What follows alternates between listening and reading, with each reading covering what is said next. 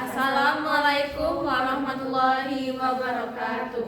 Hello everyone, welcome to our grammar learning video. My name is Nasira Al-Madani and I'll be your moderator today. Before we continue, let me introduce my amazing team. Start with me, my name is Nasira Al-Madani. My name is Vidya Lestiana Sari. My name is Nidia Ananda Safitri. My name is Hamisa Helenia. My name is Citra Lestari. So, what are our objectives today? First, we want to understand defining and non-defining clause. Second, we will apply stepping the 5-star D technique systematically. Third, we'll learn to construct complex sentences using relative clause. We'll also differentiate essential and non-essential information, use relative pronoun accurately, and demonstrate grammar through authentic communication. Most importantly, we'll improve our speaking pronunciation, collaboration, and presentation skill along the way. Now, let's briefly understand what defining and non-defining clauses. For this, I will pass up to our grammar expert, Nidia. Thank you, Shira. Let me explain the two types of clauses we'll be working with today. The first one is defining clauses. Defining clauses, also called essential clauses, provides information that is necessary to identify the noun they modify.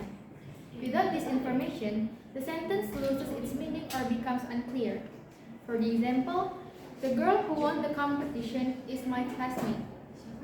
The clause who won the competition tells us which girl we're talking about. Without it, we wouldn't know who we mean. For the key characteristic is essential information, no commas cannot be removed, and uses who, whom, whose, which, and that.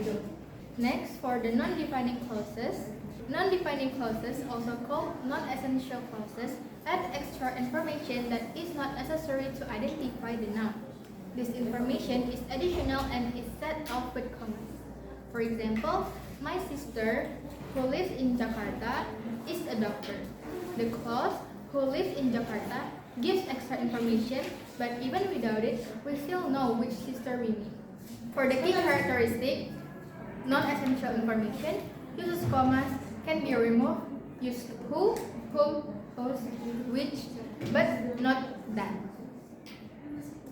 Alright, for the quick comparison, defining clauses and non-defining clauses. Defining clauses, no commas.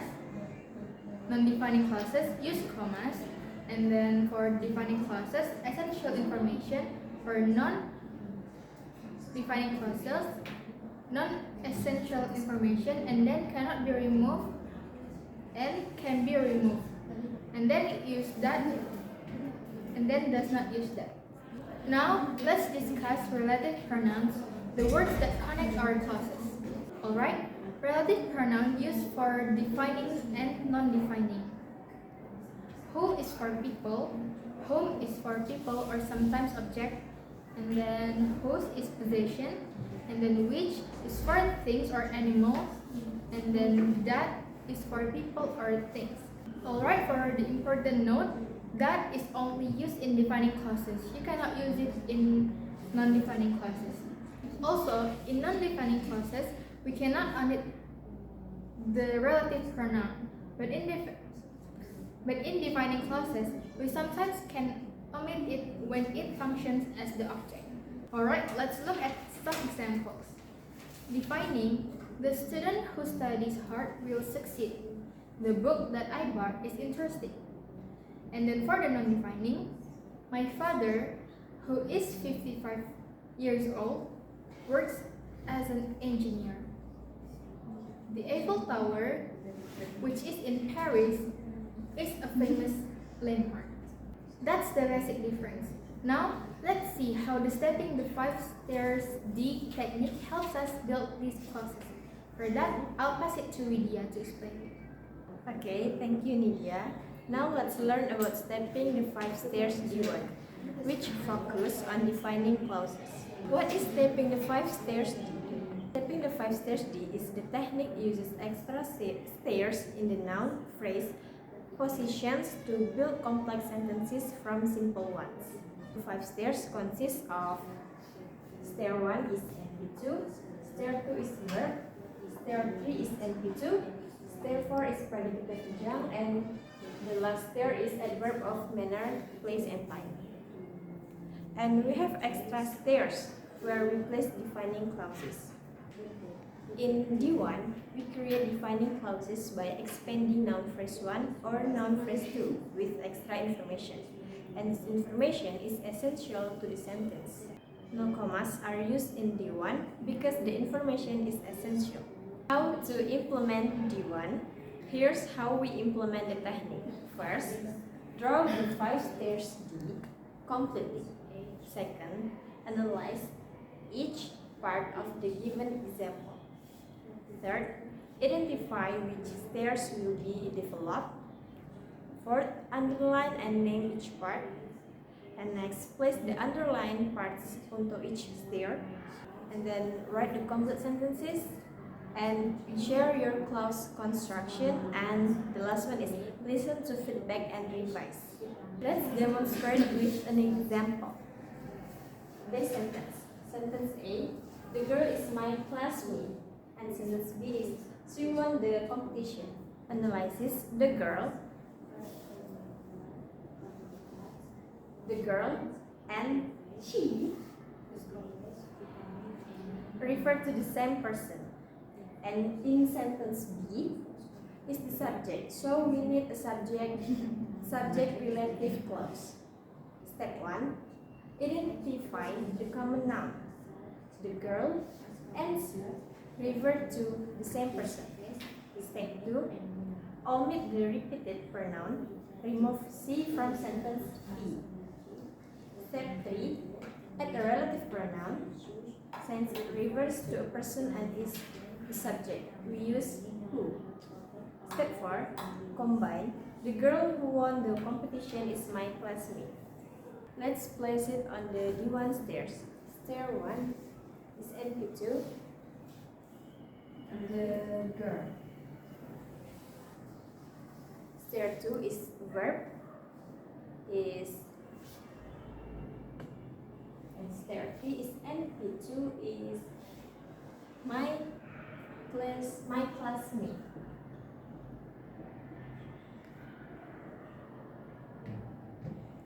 And therefore we skip, and then notice that the clause who won the competition is split after the girl. This is a defining clause because it tells us which girl, and there are no commas. Okay, for the extra stair is for subordinate conjunction. We put who, and for verb or copula is one.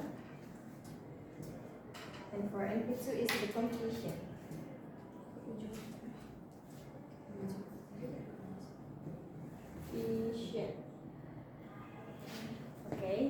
Okay, that's the example of relative pronoun. For subject is the girl who won the competition is my classmate. That's how D1 works. Now let's move on to the 2 for non-defining clauses. Misha, please take it away. Okay, thank you, Vidya. Now I will explain the stepping the 5-stair D2, which focuses on non-defining clauses.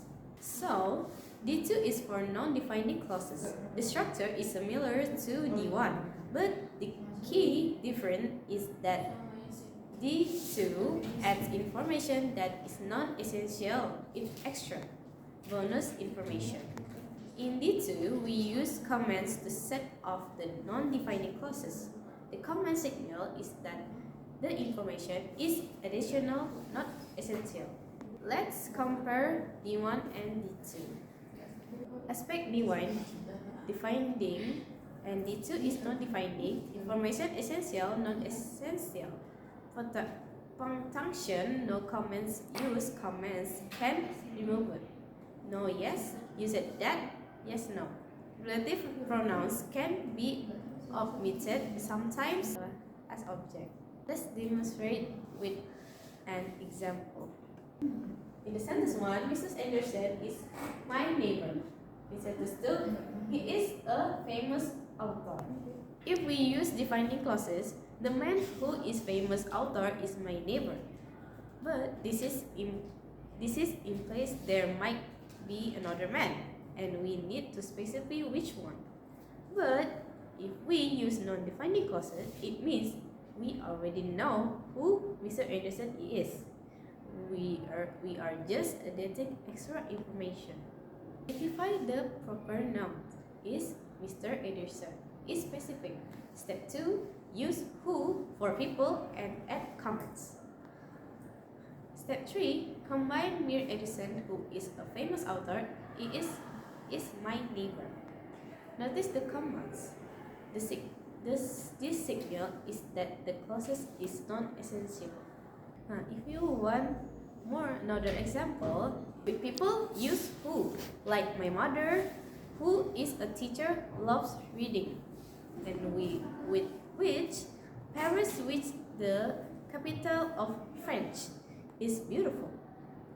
And with whose, my neighbor, whose car was stolen, call it the police.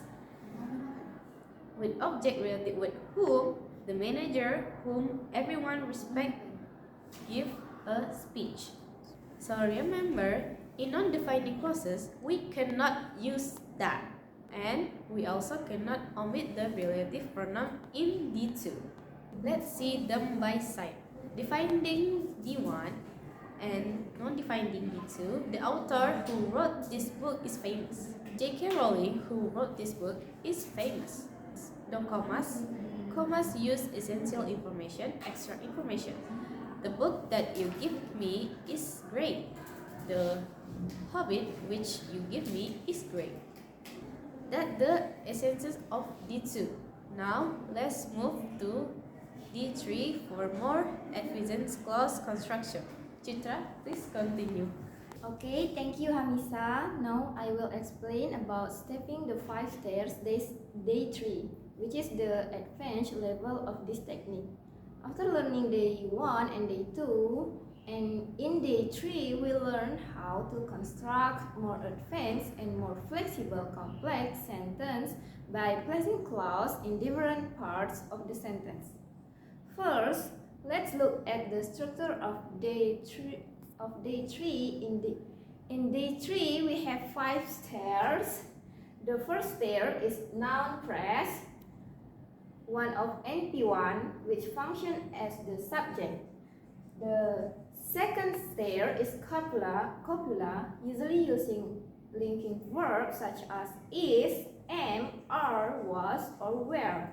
The third stair is a complement, which gives additional information about the subject. The fourth stair is keep, and the first stair is adverb, which can show manner, place, or time. The main difference between day 3 and the previous levels is flexible. In day 1 and day 2, the relative clause usually focus on noun phrase. But in day 3, clauses can be developed in multiple positions. For example, we can explain the subject, the complement, or other parts of the sentence. Let's look at the example from the day 3 structure. Example: a tall man is our new English teacher in our department. In NP1, we have a tall man, and copula is, complement is our new English teacher. In predicate adjective we skip. In adverb of empty we have in our department. Now we can make the sentence more complex by adding a relative clause. For example, the man who lives next door is a doctor. Here, the clause who lives next door modifies the subject, the man. This is called a subject relative clause because it gives essential information. This is a defining clause, so we do not use commas.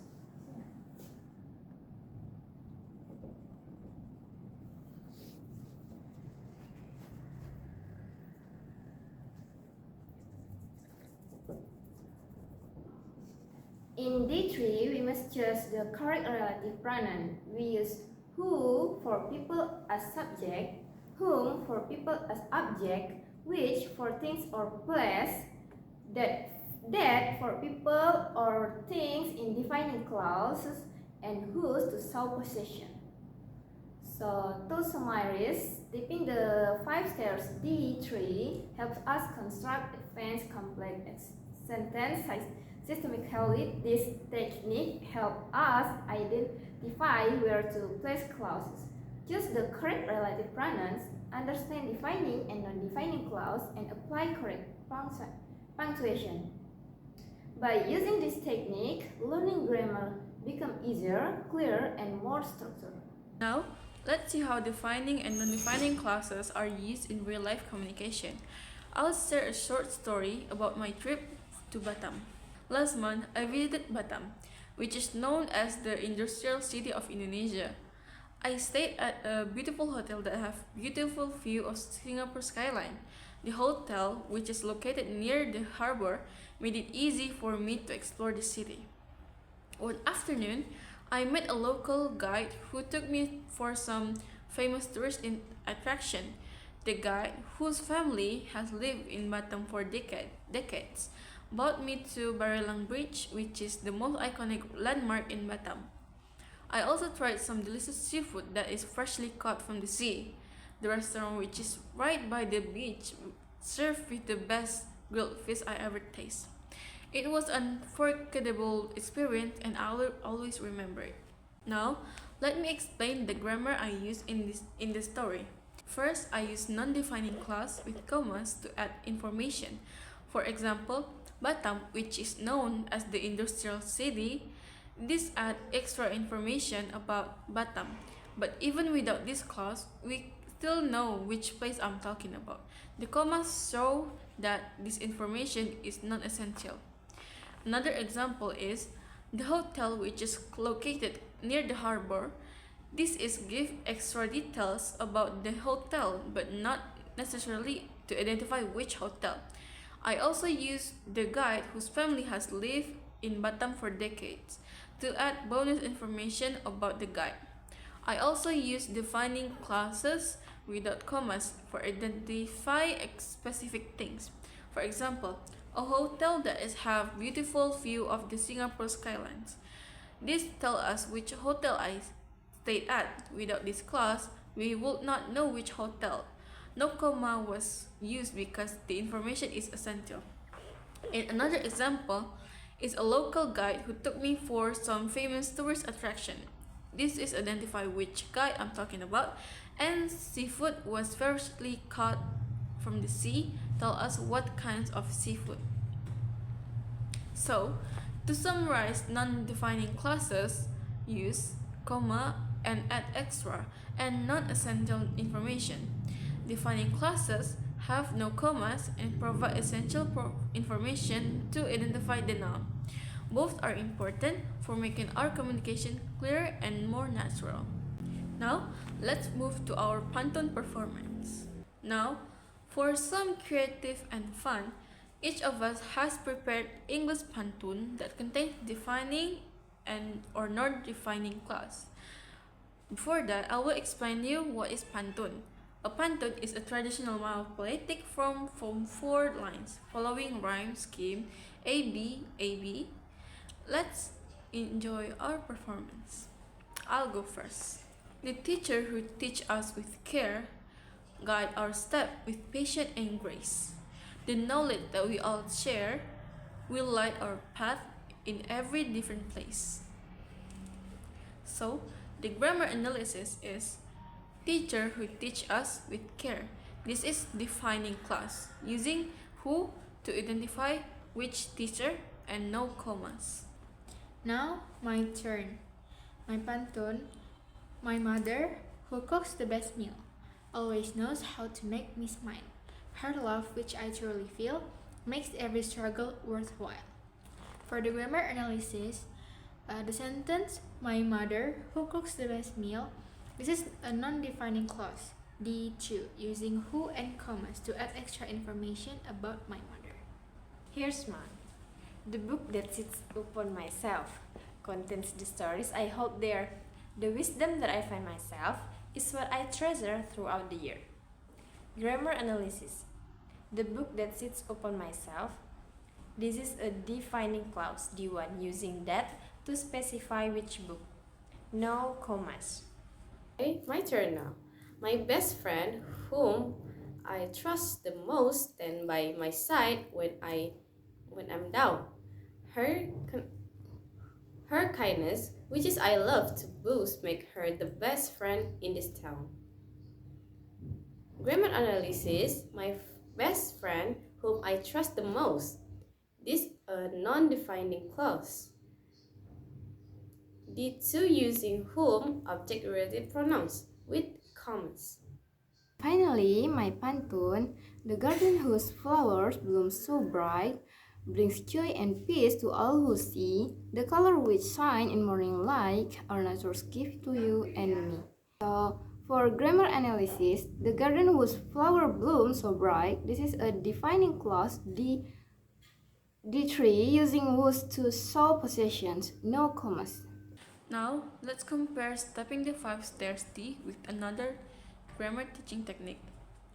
We've chose to compare with the traditional deductive method where the teacher explains rules first, give example, then the student practice.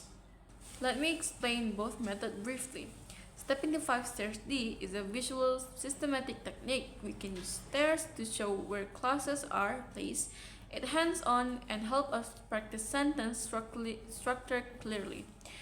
The traditional deductive method is simpler. The teacher gives the rules, shows some example, and asks student to practice. There are no visual aids like stairs. The similarities, both methods share some similarities. They both teach the same grammar, rules defining and non-defining clause, but they both use example to help student understand, and both methods aim to improve student grammar skill. Now, let's look at the advantage of each method. Stepping the 5 stairs D is visual systematic. It makes grammar easy to understand because we can see exactly where clauses are placed. It's also fun and engaging because we draw to use stairs. Students remember better because they can visualize the structure. The traditional deductive method is straightforward and quick. Teachers don't need special diagrams or materials. It's similar to most students and easy to implement in any classroom. However, each method also has disadvantage. For stepping the 5 stairs D takes time to learn the diagram. At first, it might seem complicated, where students need to understand how the stairs work before they can use the technique effectively. And the traditional deductive method can be boring because students just listen to the rules and do exercise. It's less interactive and students might forget the rules easily. It also doesn't help the visual learners as much. And which is more effective? Our group considers the 5 stairs D is more effective. First, it's visual. The stairs make the sentence structures visible and easy to remember. When the students see stairs, they know how exactly where to place the clause. Second, is systematic. Students learn step by step from simple sentence to complex one. This builds confidence. And third is engaging. Drawing the stairs and placing the clauses on them makes learning fun. Students don't just stand here and get bored. Fourth, students remember longer because they have a visual image in their minds. However, we understand that different students learn differently.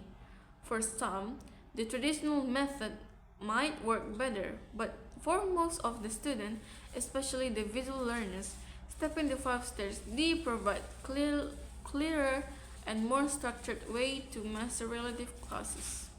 That's all for our comparison. Now let's move to our conclusion. Okay, now let's reflect on what we've learned throughout this project. Okay, now let's reflect on what we have learned throughout this project. Our group has learned several important things about grammar and the stepping the 5 stairs D technique. First, we learned about defining clauses, which provide essential information without commas. These clauses are necessary to identify the noun we are talking about. Second, we learn about non-defining clauses, which add extra information with commas. These clauses are not essential and can be removed from the sentence. And third, we learn how to use relative pronouns correctly: who, whom, whose, which, and that.